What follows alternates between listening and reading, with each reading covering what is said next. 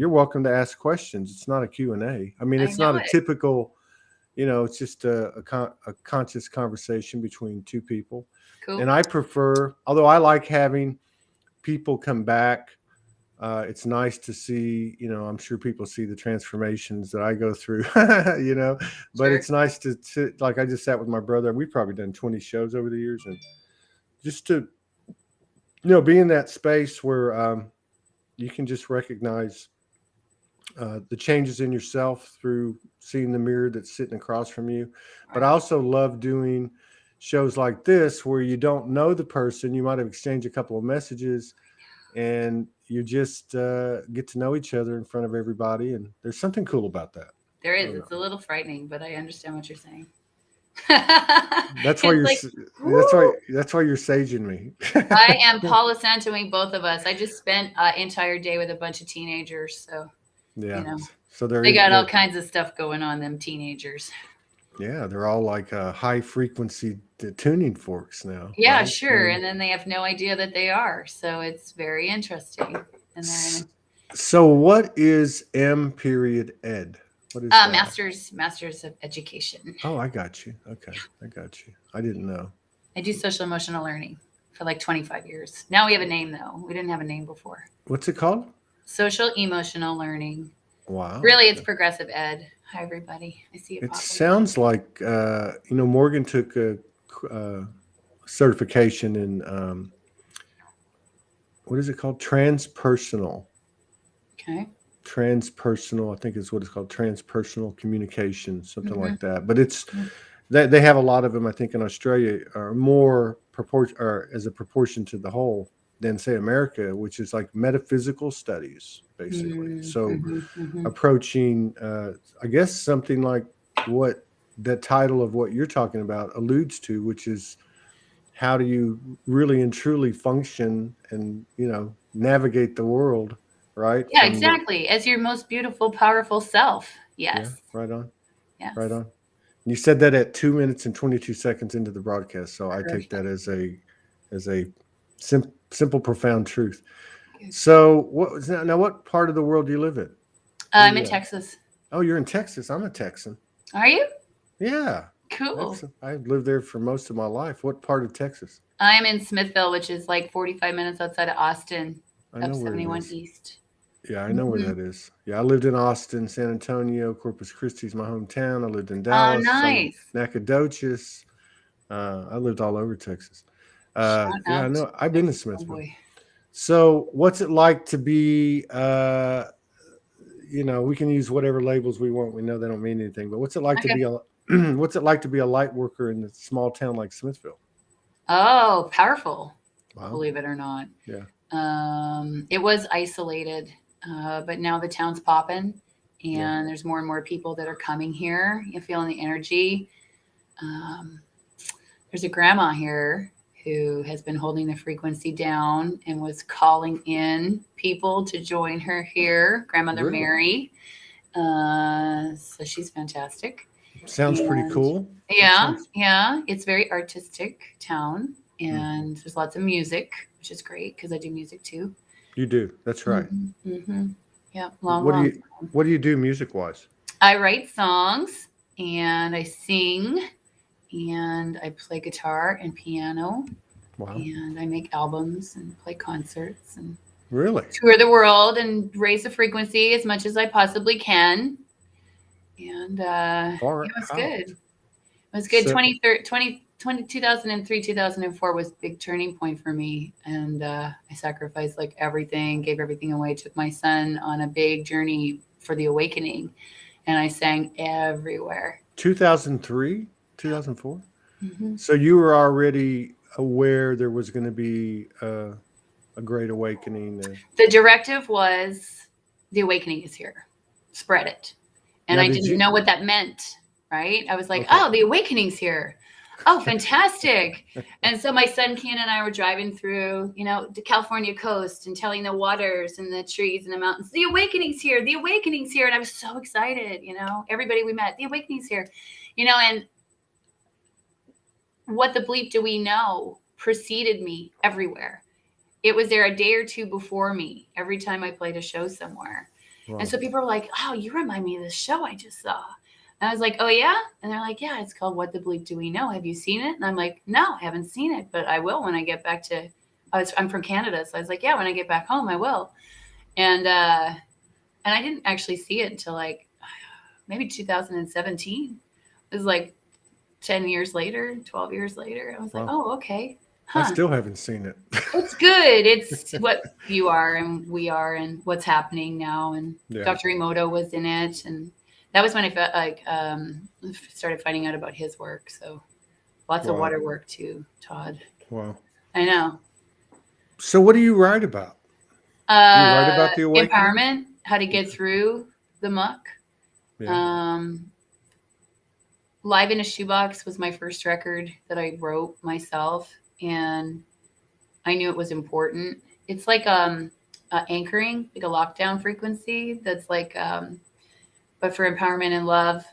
I have never had an easy life. There's always been a lot of challenges. Even though I thought everyone was like me until I was like 27, I thought everyone was awake. Everyone knew what was going on. Everyone was on the same page. I never thought to ask them. I just knew they were, but I didn't know down in their bodies, they weren't necessarily aware of it yet. Right. I thought everybody was like tuned up. I remember being born and like coming out through the birth canal and like being super excited. And so who I am is who I've always been.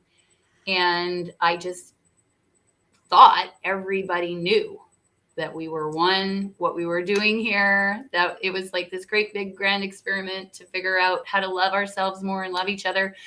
But, you know, as the injuries compiled themselves from people and experiences, I was like, wait a second, you know, like something's not lining up here, right? Like what the heck? And then I started asking people about things, and then they told me, oh, what? I don't know. What are you talking about? I was like, what? But when you expect to see something and you're seeking beauty and unity and love, well, that's what you get, right? So when I was meeting people, they weren't like me. Right? They were meeting me on the same frequency. They were showing me their best selves. They were, you know, popping, you know, and it was like, oh, okay, cool. We got this. And then when I found out that they didn't know, or, you know, that some people knew and some people kind of knew and some people had no idea, I was like, oh, shoot. But when I look back on it, it's like, how did I ever miss it? You know, I was like very naive, I guess. It's like, how did I ever miss it? Because, you know, there's war and there's, you know, and there's abuse and, you know, there's weird rules that don't make sense for people to flourish and, you know, like all these things. And so, you know, I had to go through like a unraveling of what I expected to just be here also. So I don't know where I was going with that, but no, it's good stuff. I mean, it's like, yeah, because what you're describing, I think if we can go back, like I don't have memory of coming out of the womb, but I can certainly relate to the energy that you're describing of you know, for at least the first 4 or 5 years. Like walking around and playing in the backyard with, you know, what they called your imaginary friends and and basically almost like a seventh dimensional kind of, you know, just strictly experiencing everything from thought, you know, and then looking around going, you know, and feeling the pain, I guess is what you'd call it, which is really, I call it the dark love, you know, because not to be confused with anger and, you know, jealousy and, you know, prolonged sadness and stuff. But the contrast, that's what we signed up for. Right. And I guess at some point, you know, a lot of people that come on the show, they talk about the energy of what you're talking about coming out of the womb and early years. And then, you know, get into your late teens and, you know, you start to fit in. You hear a lot of people say that, try to be normal. And then there's a series of traumas and they come back out. Did you ever go to sleep? No, I tried to, and I got cancer. So I decided I had a baby young. I was a teen mom. So that's why I got into progressive education, is I had to leave high school to go into an alternative school where I could do the mom thing and graduate. And that's where I realized that we could work with people in a different way, right? Like school wasn't it. There was like other ways to be with people that actually fostered their needs, nurtured them. You know, I got very nurtured with the program that I got into. And then I decided that I wasn't going to make any money in music. And because I started in punk rock and, you know, that kind of thing, opened for Green Day, had some bouts with the independent scene, and it was super fun, but there was no money in it. And I was like 17, 18, 19 going, oh, shit, I'm bartending and, you know, going to school and playing music. And I was like, I got to do something else. So I got a job putting alarms in abused women's homes. I wanted to do something to help people. Wow. Then I went into social work, and within 3 months of being in the social work faculty, I had stage 4 cancer, and I had to have surgery, and I had to stay home for 6 months, and I had to stop my schooling. I had to stop everything. And I was like, shoot, where did I screw up? Right. I was like, because I knew I had a sick mom. She was born in a concentration camp in Germany.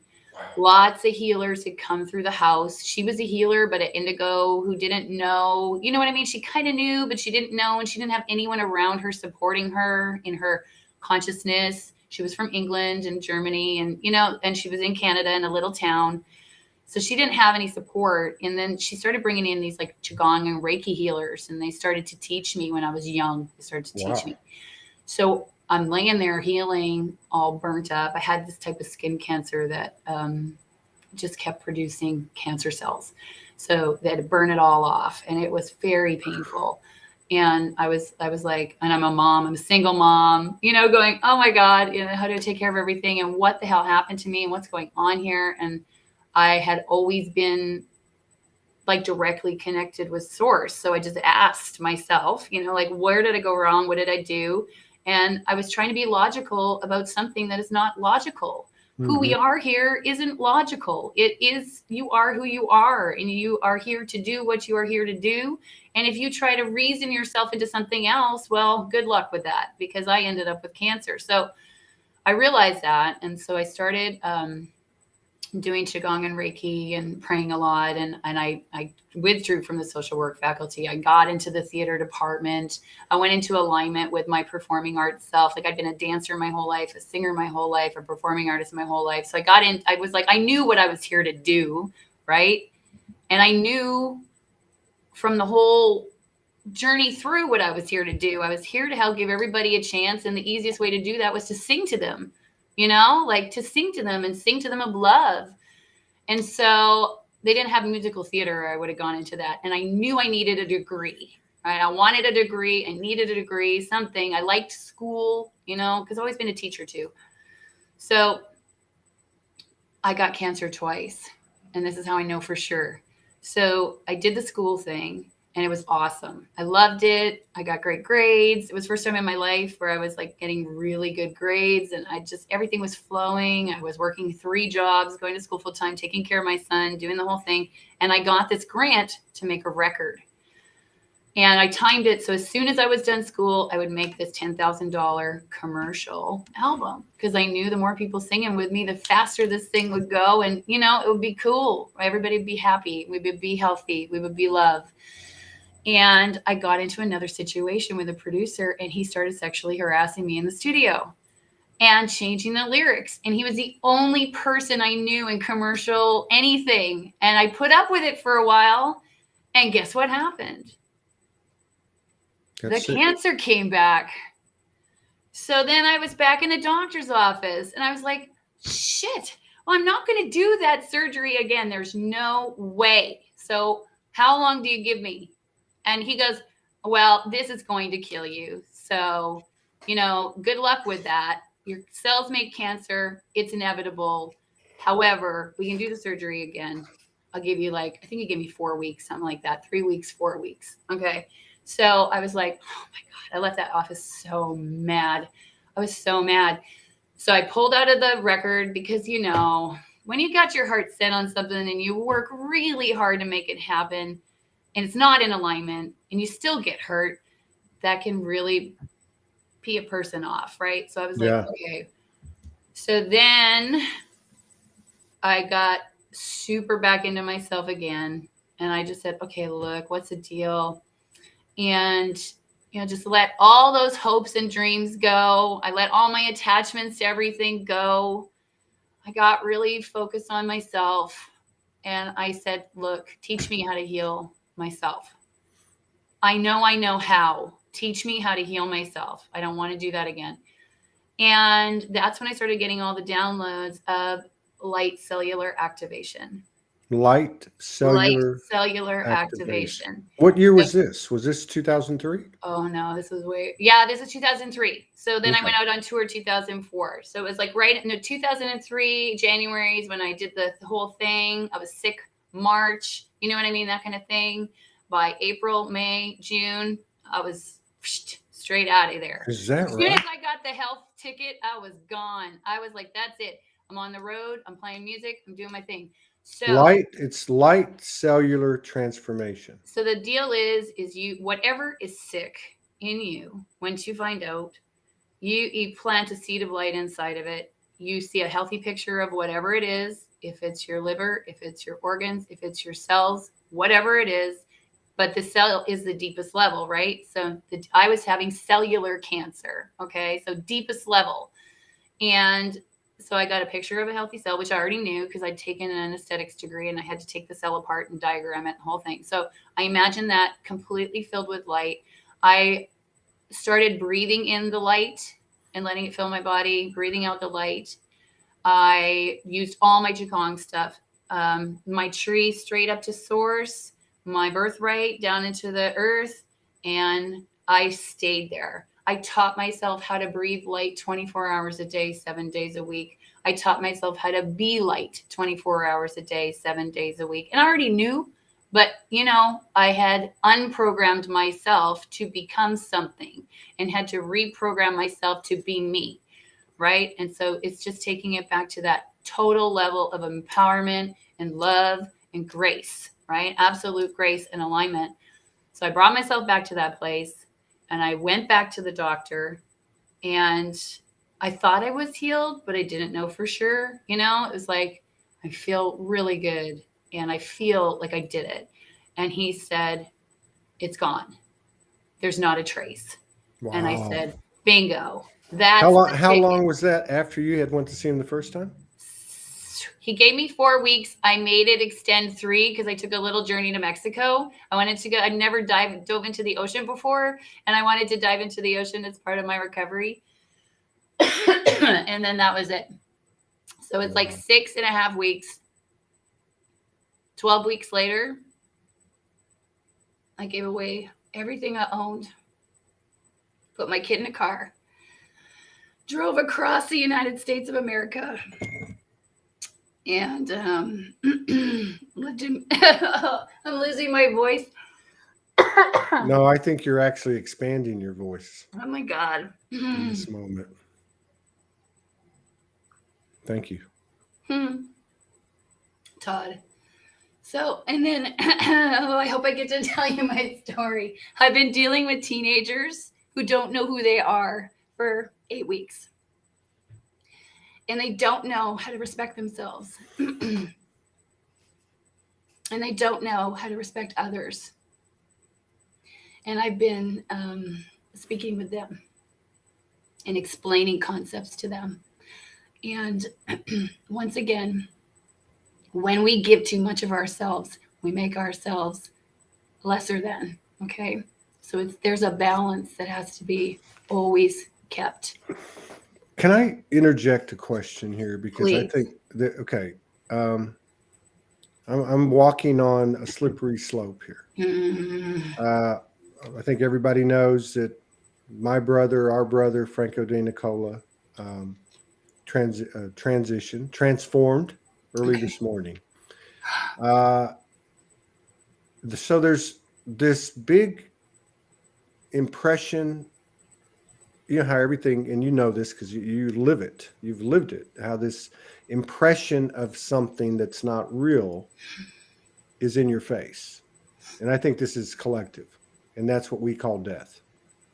Now, aside from that, especially like given this month where there's been obviously massive energetic force, and we're all over the place, right? And so here's my question. I'm just really curious, is from your perspective, what your thoughts are. You go down the news feed and you see people going, please send me healing. Please send me healing. Or send healing to my friend that's sick. Or is that, from your perspective, and there's no right or wrong, I have my own perspective, but is that not depleting of self? Is that not overgiving? Should that anything aside from a prayer for the highest and best good and outcome towards, let's say, something external versus what I'm talking about, would that not be better served for self, others, and the collective if all of that is sent to yourself? Mm-hmm. The healing, whatever it is. What are your thoughts on that? I know somebody I love very much, and I used to ask for people to help him, to heal him, to send him prayers, and he got sicker and sicker and sicker, and it got worse and worse. And I finally was like, you know what? I am not going to do that ever again. And then I realized also I was praying for him. I had my own prayers for him. And then I realized he has his own prayers. He is his own person. He is having his own experience here. And he knows I love him. And once I started praying for his prayers to come true, he got better. And he got better. And he's continuing to get better. And what I do now, I don't know if you ever saw that picture that went around social media of the Milky Way and the big golden heart-shaped thing that we are a part of. And the Milky Way is this tiny little bit, but this is beautiful big golden organ. I am that organ. That energy that is everywhere and everything is contained inside of this being. Mm. And this heart is connected to the universal heart and the Mother Earth heart. And standing there is the most powerful place I have ever found. So yes, I think you're correct. And I don't partake now. I do pray for people's prayers to be answered. When somebody says, my daughter's sick, and she needs prayers, I say, whoever this person is, for the highest, most divine unfolding, whatever they need or want, and whatever they need to experience, may they have it in the name of grace and love. Yeah. And that's my prayer. So that's been my experience. People got sicker when because and that's when I met, like, I don't want to name organizations. I've been in this for a long time. And when I met people who I thought were super awakened back in the day, okay, like early on in the movement of true awakening,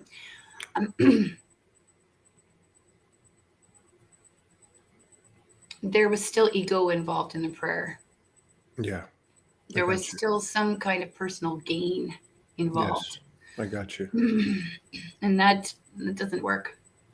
Well, and again, I'm walking a slippery slope, and I hope everybody understands that I always show up here to in my shadow and everything to expand with my brothers and sisters. But if I look at a situation such as this, and I'm not throwing rocks at anybody at all, I'm just making an observation that really speaks more to where we're at now and maybe why it's showing up. I have a feeling that we're going to see a lot of transition in order for all of us to raise our consciousness individually and collectively as a result, as within, without. as our perception obviously evolves and changes into what is real and what is not, such as what we think is real is not, and the dreams are the reality, right, so to speak. But you see a lot, you might see, and it doesn't have to be somebody physically transitioning. It can be an issue, such as mask, such as whatever you want to pull out of the global front today. And it becomes about the person and not the event. And I'm just looking at it and really seeing, oh wow, that's their grief. That's their pain. You know what I mean? That's their shadow. It's not, it's not about, it's becoming about that person. It's not really about the issue at hand. And I just listened to your story, and I can tell you that I will go to my grave. The sequential aspect of the way things are unfolding is eerie.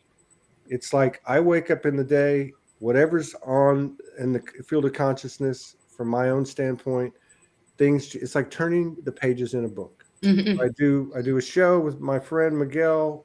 We work off of that. I've come into this conversation with you, and you just told the story that dotted the I and crossed the T for me, because in your story, you took everything into self, which then transferred in equanimity to like your friend.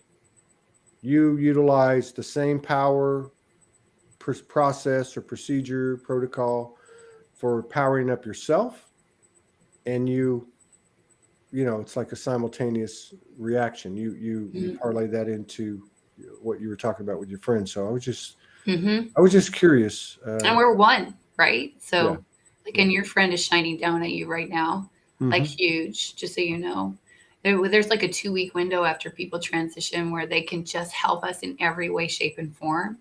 And my mother taught me that when she transitioned, for sure. So just FYI, and sending much love to you on that front. And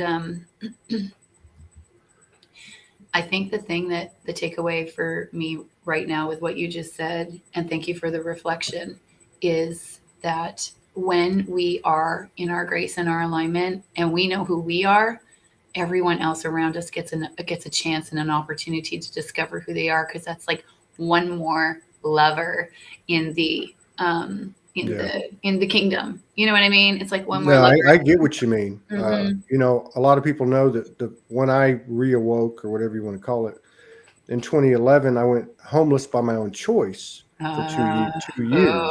Challenging choice. Yeah, it was. But I'm glad I did it, because I'm not going through a lot of what people are going through now, because everything was taken away, and and that's completely. Great, right? And I've been through the walk. But like a lot of people, I was confronted with a bunch of traumas, right? And so I won't go into all.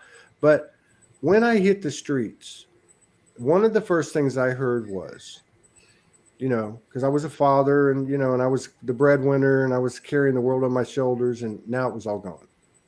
And I was told, look, stop worrying about your kids, stop worrying about this, stop worrying about that. Put yourself in the best possible spiritual health that you can. And even if you don't talk to them ever again, even if you don't have what you had, whatever, that's the best thing you can do for them. Yes, it's true. And I understood that, not like I do now talking to you, but I understood it somehow innately. And I guess it was kind of the same thing that you describe about yourself in what you were talking about with the cancer and the reoccurrence. Powerful lady. She's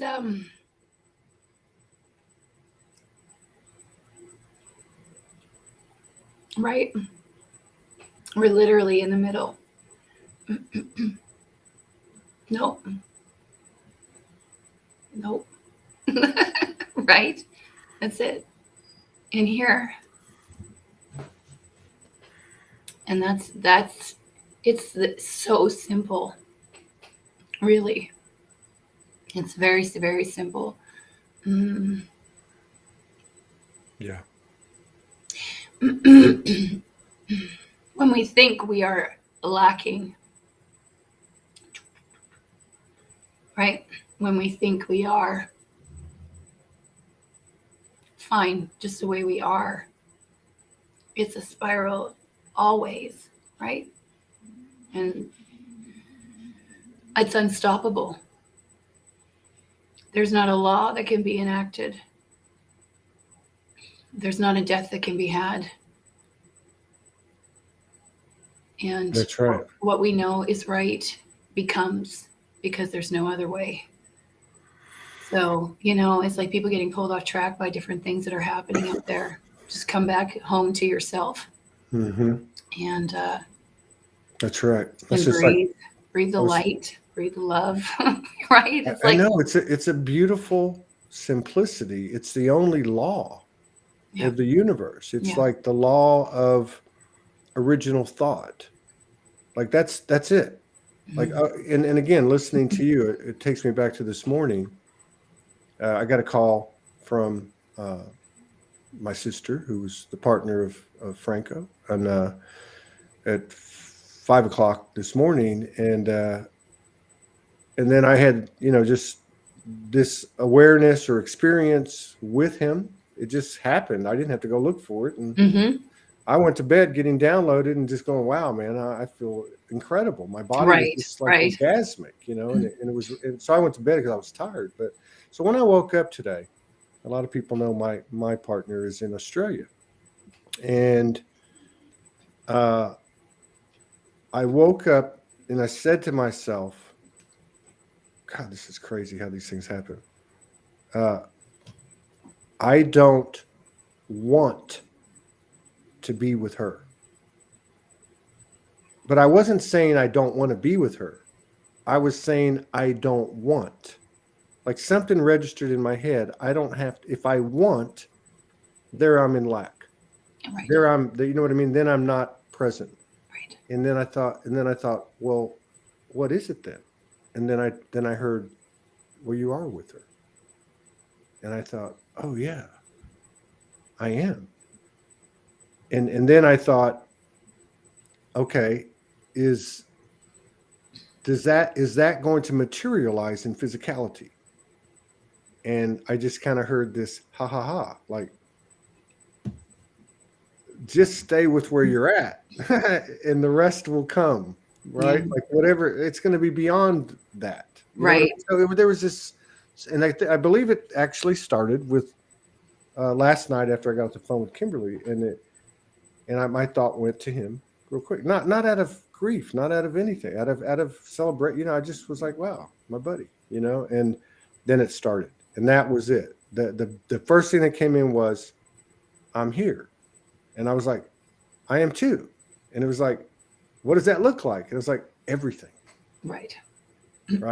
So we're in extraordinary times, and I'm curious in again from your perspective and your wealth of experience. A, how are we doing? And B, I know we can't have expectations, but it sure looks like we could all be taking on the attributes of superheroes pretty quick. Yeah, definitely. Yep.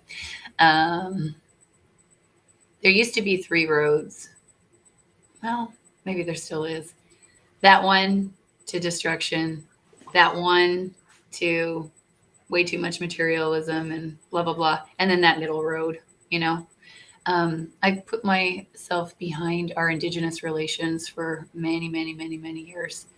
And now we are starting to understand there's a balance that's becoming. I'm sure everybody feels it. Things are starting to feel right, even though they look really wrong out there, but they're starting to feel right. And so that means we're on the right track. And one thing that Source told me a long time ago was imagine it and you'll walk into it. And so I have always held an image in my mind of fresh water and green, beautiful forests and children laughing and playing freely and clear blue sky and, you know, all the things that we need for our future generations to be able to enjoy a life of freedom and choice and to be able to create here. So there is something to be said for imagining your best life, right? We were given the mind as a tool to create our reality. We were given our hearts as our brains to navigate what's going on here and to feel into what is really real and what's really happening for us and what we should really be doing. And then we have many past lifetimes that weave themselves into this one, right? And then future lifetimes potentially as well. So the clearest point is literally lighting the heart, breathing the light, being the light, and grounding it here. And then, as you say, you just kind of move through life as every door opens and the ones that aren't supposed to are shut. And you know what I mean? Like there really is like a like you said, like the pages of the book, you know, it's like, you can't imagine all the ways that the points, you know, like, okay, so if you have a mission here, you know what that mission is, and you know there's points you have to hit. Right. So you have to hold those for yourself because no one's going to take as good a care of you as you. There's no one on this planet that can care for you as well as yourself. So you have to take good care of yourself, and you have to take good care of your mission and your purpose and your dreams. A lot of people don't know who they are here. And so I love to help people discover that. That's why I did all the social emotional learning stuff. So if people go to my website, their self-love. Social emotional learning. I like that. Well, they didn't steal it. I worked a long time making it something. Okay. And then of course we're one. So, you know, pop. It's in the ethers. Yeah. Pop, it's like right? like I'm inventing something on the other side of the world, and you tap into that. Right. And then, that guy's doing it too now. Oh, okay, great. Oh, fantastic. So which I totally, you know, like I remember coming out of the blocks with Soulogy, and it was the same thing. I think you said it earlier, like, what do I do with this? Right. What do I do with this information? And that little crazy voice is like, well, go start a Facebook group and da, da, da. Right. Yeah. The directives. I call them the directives. I remember people early on, because it was mostly writing, people would copy and paste my stuff, right? It would happen every now and then. And immediately I knew not to be offended. I was like, you know, there's no such thing as a copyright, a trademark, you know, possession. The whole point of sharing it is so that it will expand. Yes, right? But there's also oral tradition. And the only way our future generations are going to know who did what is when we tell people the shoulders they're standing on. Wow. Right? Yes. So far in this interview, I have talked about Dr. Emoto. I've talked about our indigenous relations. And I don't know what else I've talked about. But everything else is original thought, I think. Oh, my Qigong masters who taught me the Qigong, that reminded me and told me fundamentally, yes, there is light in you. Yes, you can use that light to heal yourself and others, right? It's like so confirming when we hear outside of ourselves, somebody come at me. Like I'm in the school system now going, I was like really afraid to go into it because I've been out of it for 25 years. I started there doing curriculum and like, I was the lady who taught people how to love themselves, right? And how to get along. So that was my title back then. But now it's like, okay, I'm going into this regular high school setting and they hired me knowing full well who I am and what's on my resume. So what am I doing here? And, you know, it's every single thing out there is starving for this type of love and interaction. Like everybody wants it. So if anybody's feeling like afraid, you know, to show themselves, because it's like, who knows what's happened to you in the past lifetime? Did you get burned at a stake? Did you get crucified? Who knows, right? So it's like, we got all these people who have all these skills, you know, and it's like, okay, let's do this thing. And that was my point. My point is that, you know, social emotional learning now, I'm in a classroom where they already bought somebody's social emotional learning, not mine. They bought somebody else's. The Center for Advancement in Social Emotional Learning is what I made. And it's something that I like steward, I suppose, right? It's like, not like I own it, but I steward it. I steward the space. And every single person that taught me anything of value, it is written somewhere that they taught me. I like And or I speak that's about it that they thank taught me. Do you know what I thank mean? you. Yeah, Because no, that's I'm oral saying tradition. thank you. That's a very important because we're I've always sensed that we're remixing. Like you take the Akashic, so to speak, Sure. take the experiential, the lives, and you combine the two, you kind of a remix, new code, right? Well, Like, that's the point of education, right? You want somebody to learn and grow and become greater, yeah, right? That's the whole point. You wouldn't be having these shows if you didn't want that for your audience. I wouldn't be writing books and singing songs if I didn't want people to, get empowered and rise up in some way, right? So that's it. And like the oral tradition, the oral stories, how grandma's teaching me stories and I got grandpa's teaching me medicine and tools and it's like, thank God. And then I realized I used to get irked by it. I was like, that's my theory. I made that theory. Spirit gave that to me. I shared it with everybody. 150,000 people tried it and now it's yours. What do you mean? Wait a second. Hang on. Because there's a purpose and a mission here. If people are stealing other people's purposes and missions, and I don't mean that lightly, seriously, consciously, like I consciously had to deal with it with organizations that are reputable. It's like, come on, you're a reputable organization. You don't just take people's work. So the deal is, in oral tradition, we share who gave us the healing, who gave us the story, who gave us a technique, and then you build on that, right? powerful sacred wisdom. That's it, man. That's Powerful how we do sacred it. wisdom. Powerful sacred wisdom from the energetic oral history of the divine feminine. Aw, blessings to you. No, I I mean love you. it's this like in this regard to this particular topic, Hmm. that is the middle road. That's such a perfect example of, yeah, it really is. I really It's just appreciate about that. being consciously here, right, Yeah. Todd? And trusting that there's a reason why we heard it. There's a reason why we're sharing it.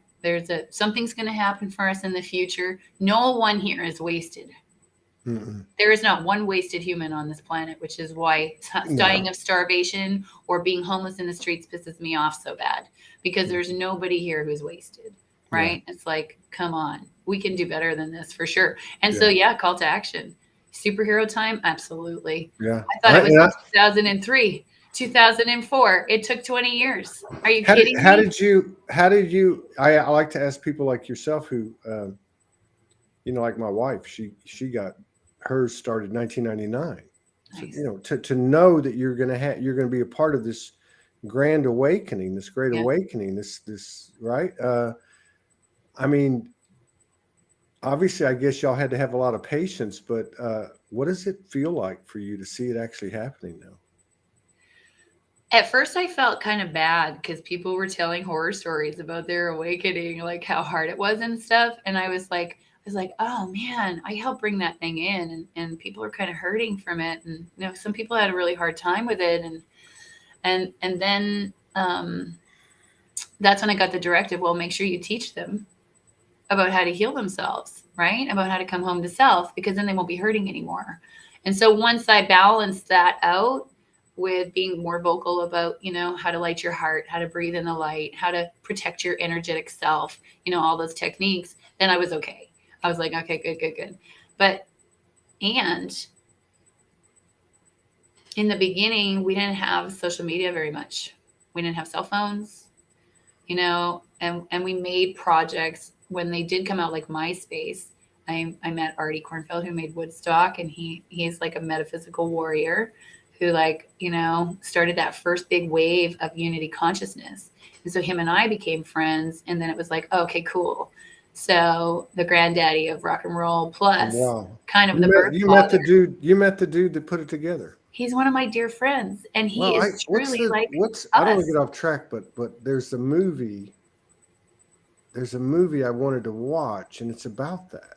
Oh yeah? Well, I hope they put him in it. You know what happened to him? Yeah. Listen to this nonsense. Okay, so we're talking about oral tradition, right? So he ran Capitol Records, Okay. signed all the bands. Okay, he knew all those bookers and stuff from California. He signed all the bands. He got everybody there. He flew in a helicopter to get the movie deal signed while everybody else was on the field holding things down. And he essentially like pulled together everything for the thing. Okay. And nobody knew he did it for 50 years. Someone else stole the credit for 50 years. If I'm not mistaken, I think this movie is about him. If I'm not mistaken, because when I saw the, like the preview or whatever, I didn't know. And I was. Is he in it? Oh, I hope so. I have been rooting for him for over a decade. Look it up. I'm going to look it up after the. Here's the thing: you asked me about healing, right? You asked me about praying for other people and all that jazz. But when you know something is wrong, right? Like when you know it's wrong, it's yours to help change. How do you help change it? You hold that frequency that it's going to be set right. Yeah. Right. But it's it's not like putting it on the person. You just like hold the frequency in yourself. You know what I mean? It's like you hold it. And you'd be okay. That's what I was talking about this morning. When I woke up, and you say these things, and you don't know why you say them. And it's like, I don't want to be with her. You are. I am with her. And that was the message was just hold that frequency. Yeah. Right. And then to your point too, and again, and then imagine yourself buying a plane ticket or like whatever the action is that's going to get you back together person to person. You know what I mean? Like, right. So then you're not feeling like you're not doing anything, right? It's like actively looking for the things and then going, okay. And, people say, oh, you can't ask God for money. Yes, you can. It's like, I need this in order to do this. And I'm going to please, this is what I need today. There's something Grandfather Golden Eagle taught me. I'm going to share it really quick. In the morning, when you're facing the east, you go over the things that you need for the day. So you go over your needs, okay? So you consider what they are. What are my needs for the day? And really be real with yourself, okay? Whatever they are, you go over their needs. Then you physically turn your direction to the south. And then when you're at the south, feel what it feels like to have all the needs met. Okay. Okay, so what does it feel like? All those yummy feelings of everything that you have that you need coming together. And you hold that for as long as you can, a little while, a couple minutes if you can, meditate on it, just feel it. And then you turn to the west. And then there, what are the actions you can take this day to make it all happen? Okay. What are the actions? And they can be small.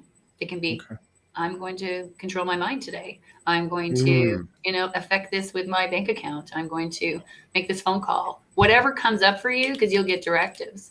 I'm going to write this down. I'll send it to you.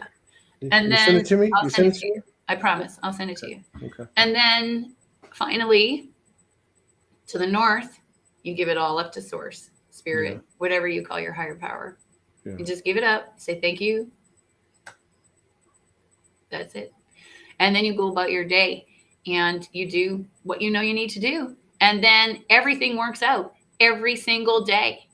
Yeah. Every single day, everything works out. People ask me, how do I get so much done? That's how I get so much done. Like in 3 years, I published 14 books and released 3 albums and got a master's degree while raising my children and working full time, running International Children's Month and running the Children and Youth for We the World and writing songs in my head all day long. So that's how you get stuff done. You just be you in the moment, in the light, do that little thing. Cause they say, oh, manifestation, blah, blah, blah. It's like, okay, yeah. The right prayer followed by the right action gets it done. I like the simplicity of it. Bottom line. Is that the Golden Eagle that just transitioned a short time ago? Nope. That's a different one. That's Chief Golden Light Eagle. This is when I met him, he was the last Paiute water keeper. Yeah, I've heard of this. I've heard of this one. He's wonderful. Yeah. I met him in 2014. Spirit said, make International Children's Month in 2013. Mm-hmm. And I said, okay. I thought it already existed. So I Googled it and it didn't. And so for the next month, I had people who were supporting me, and they were like, Heidi, you don't wait a year to do something. When you're told to do something, you do it right away. And I was like, okay, well, International Children's Month is June then. So I made the website, set it all up. We started with Imagine Peace. So every year has a theme. So 2014 was International Children Love Water. Healthy water equals healthy bodies. And then I was already working with Dr. Emoto. We were his first North American partners for his children's book. I loved the children's book, Messages from Water. I think it's such a crystal clear way to teach children and anyone that our thoughts really make us beautiful or ugly and loving or sad or, whatever it is. So then I met Grandfather Golden Eagle, right? Because, of course, I'm doing water. So I met the last white water keeper, Paiute, indigenous elder. And he said I would need to make 176,000 water medicine wheels before 2017, I think it was. This was beginning of 2014, end of 13 into 14. And I said, okay, well, perfect. That's what we'll do for the platform. And so when we started, there was like 6 water groups on the whole planet. And when we finished, there were hundreds of water groups. There were thousands of water medicine wheels. I took my daughter out of school and we traveled around and we made water medicine wheels with the Hopi and the Mohawk and the Chippewa. And we were all over the place. And it was an amazing, magical time in my life where I had no money, really. I didn't ask for any money. I didn't tell anybody about any of that side of it. You know what I mean? We just got in the car, went to the next place, everything got set up, went to the next place, everything got set up. And that's how that tour was in the beginning I was telling you about in 2003, 2004. I lost my purse at the beginning of an 18-date concert tour across the U.S. I had no cash, no cards, no nothing. No insurance on my car. And I went through 2 borders and made it across the United States because I met angels everywhere, right? I didn't tell them I needed any help. They just were like, oh, hey, well, why don't you come to our house for supper tonight? And I was like, cool, perfect. Oh, hey, I got an extra bedroom. Why don't you sleep there? Okay, great. So, it's just well, now I see people wanting to go on those types of missions. You know what I mean? Where they're they just want to give everything away and just go out into the world. It's not the same playing field as it used to be. Okay. It got a lot more dangerous, honestly. It really did. And I think that's that cleansing thing, and that building the bridge, the tension, you have to have this tension to make this bridge. So I implore people, you can do anything from where you are. You don't have to go out into your car and drive 50,000 miles to the top of this mountain. You can sit and be on that mountain at the same time. Yeah. You can PayPal a homeless shelter in Canada and do that instead. Do you know what I mean? There's ways to navigate now. Back in 2003, 2004, there wasn't really a lot of community connection. There was, I didn't know what was out there. And it was safer, though, too, right? Now there's anyway, I don't want to get into that stuff. But no, I got you. This is good stuff. This is good stuff. I want to cover a couple of things, though, before we get out of here. Okay. One is, if you don't mind, I'm not trying to be nosy, but how many kids do you have? You mentioned kids, and how old are they? I have 3. One is 28, one is 15, and one is 5. So that's a pretty good 3 good points of context. A way to spread them out. A decade each, eh? Yeah, I tried to do them all at once, and it was pretty hectic at times. It looks hectic. So, what have you picked up from these 3? I mean, they're all different kind of generations. Yep. A lot of people are talking about what's coming through these kids, particularly the younger ones. But I would say the 15-year-old certainly would fall in that category, and as well as a 5-year-old. But are you picking up anything? I mean, I've heard so many different. Yeah, they got this. Yeah. Yeah, they got this. As long as we don't screw them up, they got this. You know, it's like my 28-year-old, I didn't know about the dark because I was a light worker so powerful that it didn't come near me. I can clear a room still. I can clear a room in under a minute. If I walk into some party brawl and I go in there, they're gone. They leave. You know, so it's for he was with me on tour doing all of this stuff, right? Like bringing in the awakening, doing all these things. And I should have given him more skills when it came to protecting himself. But I didn't realize at that time there were actually tools and techniques that could be taught. Do you know what I mean? I was just Right. being it. Yeah, you know what you know until you. Yeah, I was just you don't being know it, until you and know. I didn't know I could teach him. So, you know, in hindsight, I wish I would have had the wherewithal to teach him techniques, because when he left me, he got attacked and hardcore. And I did what you said. I extended protection to him for a Yeah. really long time. Yeah. I was like there and here, right? And I got really good at being able to project my energy anywhere it needs to go. And I used to play with that, you know, like with Tai Chi and whatnot, like chopping up the waters when they want to go get the dolphins. You know, I used to play with that energy. I would like throw it into the water and make it so there was a storm there so they couldn't get in, you know, and I've done that, you know, and like I said, it worked for a little while, but eventually their journey's their journey. That's and right. They're not you. And my 15-year-old, she doesn't want to be anything like me. She told me that. She's like, I love you. You're fantastic. I'm not you. I don't want to be like you. And I was like, I never wanted you to be like me anyway. And that's okay. And I love you for who you are. And I took her to a healer circle. And she had this like shamanic guy, you know, I was like, hey, is there anybody you want to like meet and see, you know, like what's the deal? And she was like, oh, that guy's pretty cool. And he was like one of these buff skinhead, big tattoos all over, you know, and he was really big. And he comes out of there and he goes, oh, she's got something, man. She kicked my butt in there.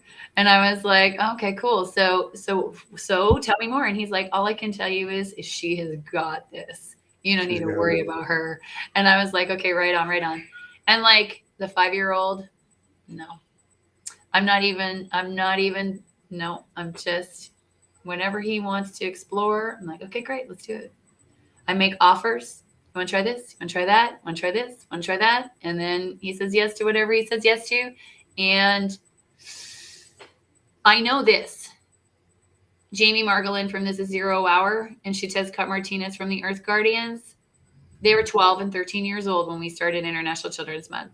And the point was to give children a voice and a place to be able to expand what they're here to do from, because it didn't exist. There was nothing. They had like peace contests or painting contests, you know what I mean? But nothing to like hear who they are. What are they doing in the world?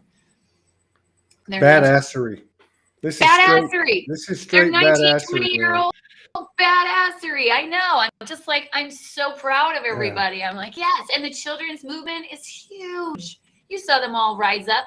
You know what I couldn't believe is when they all rose up all over the world in the media coverage and nothing happened. I was like, oh, come on. What do they got to do? You know, what do they got to do to get some friggin' action around here? And then we get COVID. So there it is.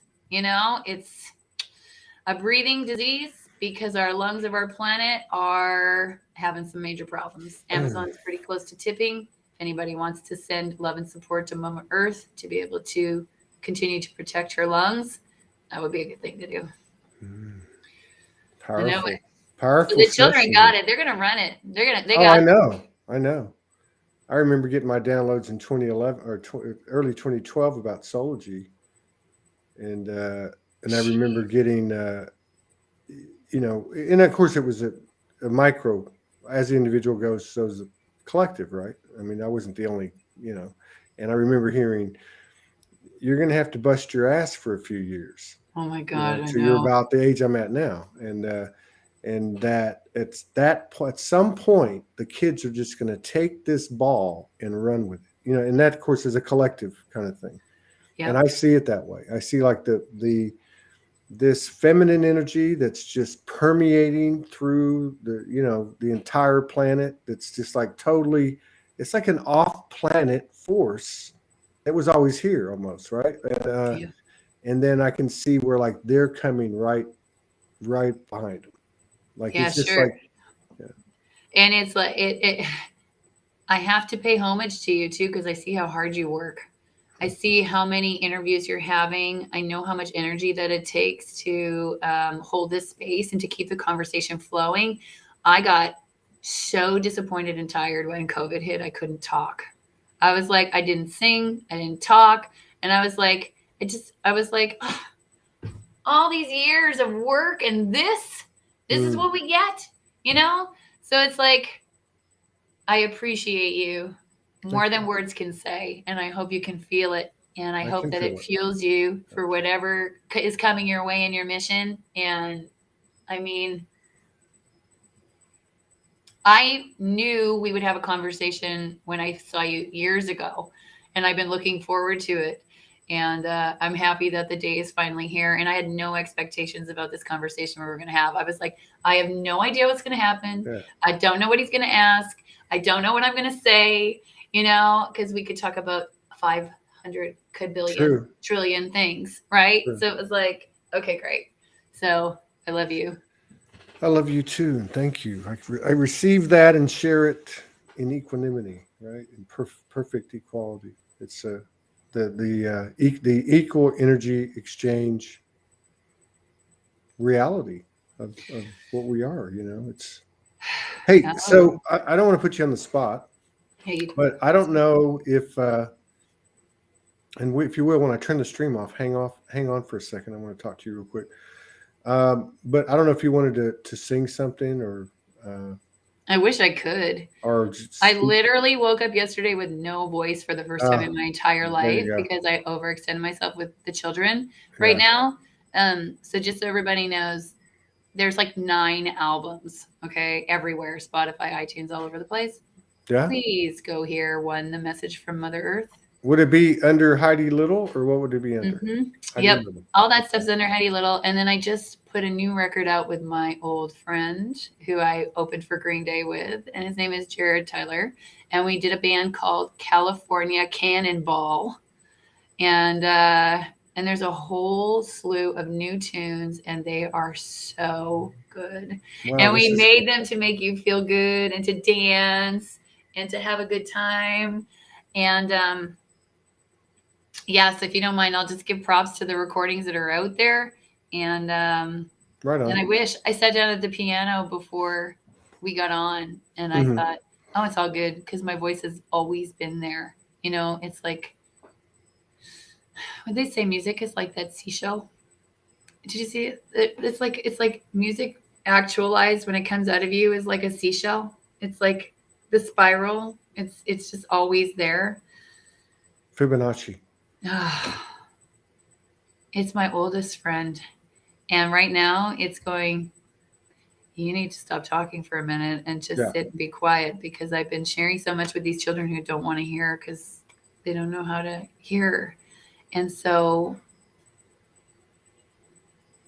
I guess let's ask for prayer in self, to respect and love self, so that the children know how to respect and love self. And then everything is going to be really good. But I'm getting shown exactly what I need to see to be empowered to get like the social emotional learning stuff out, to get the music out. Because like I said, I was super disappointed and I didn't want to talk anymore. I was like, it didn't work. I did everything in my power to give us a lift. 18, 33, 76 dimensions. Why did we choose 4? Right? Why did we choose this? Collectively chose 4. I saw us do it. I thought, what? We're going to go from 3 to 5 to 8 to 17 to 24 to 32. I mean, there's limitless opportunities. And we chose a 4, which is this or that, good or bad, black or white. Are you kidding? Right? I was like, I couldn't believe it. We must be the 0 point field between stupidity and genius. Oh, it's such a beautiful. It's like that teaching edge. It's the teaching edge, Todd. It's right there. The teaching edge. Yeah. It's like, oh, you have to learn now. Here it is. Ooh. Well, you know how it is when your back's to the wall. Yeah. You know, throughout our lives, and you get into and your back's to the wall, and you just go into this spontaneous flow of yes. command. You have to do it. You are here. This is you. Yeah. I know. And like I said, though, I made all these tools so people could have that without that. But hey, collectively, we needed that. So that's part of the everyone's got their own path. So exactly, right? I know Right, it all comes back to that same thing. It's like there's something about the stuff that people pull down. Like if I look at you, look at my wife, and so many other people. Like I was thinking about this last night too. God, this is weird. How just the fact that they pulled it down, whether they spoke it, wrote it, all of the above, or none of it, it's anchored. It's energy. It's there. It's just like that, the inventor making something across the world, and you pick up on the vibe and you make the, you know what I mean? So yeah, I was getting that last night, and I've got that before, but like it was really coming in last night. Like it's almost like you guys already did this. It's done. I had a deja vu about 15, 20 minutes ago. I'm like, hey, I remember this whole setup right here. And all you know what? That's people. Funny you say that, because I had one 5 minutes into the show. Nice. Awesome. Thinking, that means we're on the right path. I love that. Yeah. I'm like, yeah. And I want to thank everybody. I see your nice comments there. Thank you for being loving and sending all your love to us. And what a beautiful circle. Yeah, I honor this circle. It's a beautiful circle. It's a powerful vortex, and I'm just I'm just grateful to be a part of it and be able to be a part of it for as long as that goes. Right? Oh my gosh! I know. We never know, right? You never know. You never know. So like, right? You just never know. It's this has been a really powerful experience. I really appreciate it. And I'm going to sign off on the stream and be back in 40 minutes with Tristan Jacobson, who's a new on the show. And we'll get to know that person. And we'll see Heidi again if she's open to that. So, oh, yeah. I'd love to see where we get to sometime down the line. Yeah. Hang on a second. I'm going to cut the stream off. Boom. Okay.